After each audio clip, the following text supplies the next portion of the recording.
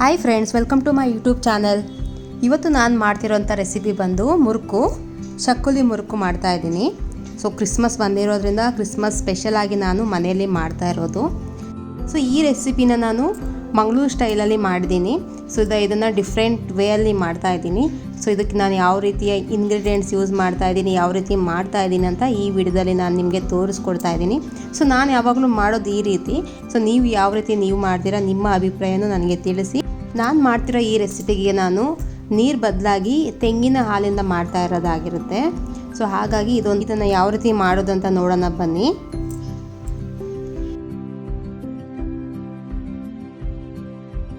ನಾನಿಲ್ಲಿ ಉದ್ದಿನಬೇಳೆ ತೊಗೊಂಡಿದ್ದೀನಿ. ಸೊ ಇಲ್ಲಿ ನಾನು ಮಾಡ್ತಿರೋದು 2 ಬೌಲ್ ಅಕ್ಕಿ ಹಿಟ್ಟಿಗೆ ಅರ್ಧ ಬೌಲ್ ಉದ್ದಿನಬೇಳೆ ತೊಗೊಂಡಿದ್ದೀನಿ. ನಾನು ಅಕ್ಕಿ ಹಿಟ್ಟನ್ನು ಮೊದಲೇ ಅಕ್ಕಿನ ತೊಳೆದು ಒಣಗಿಸಿ ಪುಡಿ ಮಾಡಿ ರೆಡಿ ಇಟ್ಕೊಂಡಿದ್ದೀನಿ. ಸೊ ಹಾಗಾಗಿ ಅದನ್ನು ನಾನಿಲ್ಲಿ ತೋರಿಸ್ತಾ ಇಲ್ಲ. ಸೊ ಉದ್ದಿನಬೇಳೆ ನಾನು ಫಸ್ಟಾಗಿ ಫ್ರೈ ಮಾಡ್ಕೊಳ್ತಾ ಇದ್ದೀನಿ.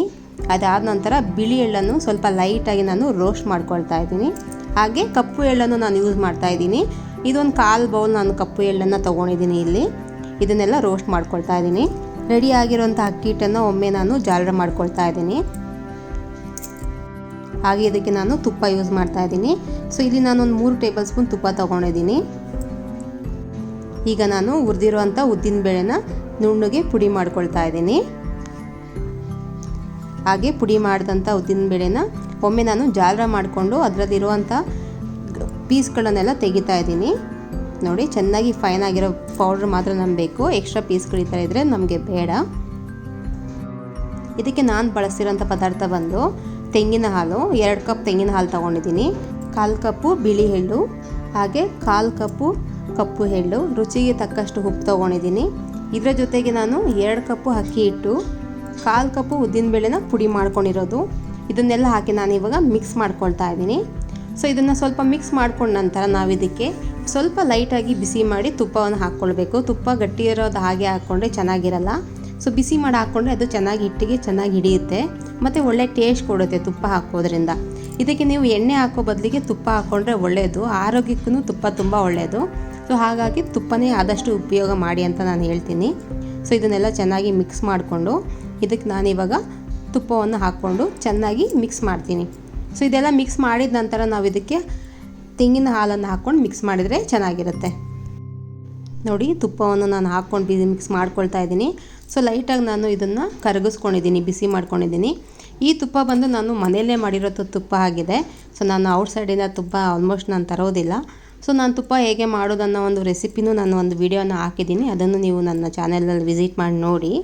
ಸೊ ನೋಡಿ, ಇದನ್ನೆಲ್ಲ ನಾನು ಕೈಯಲ್ಲೇ ಚೆನ್ನಾಗಿ ಮಿಕ್ಸ್ ಮಾಡ್ಕೊಳ್ತಾ ಇದ್ದೀನಿ ಸ್ವಲ್ಪ. ಸೊ ಇದಾದ ನಂತರ ನಾನು ಇದಕ್ಕೆ ತೆಂಗಿನ ಹಾಲನ್ನು ಹಾಕ್ಕೊಂಡು ನಾನು ಮಿಕ್ಸ್ ಮಾಡ್ಕೊಳ್ಳೋದು.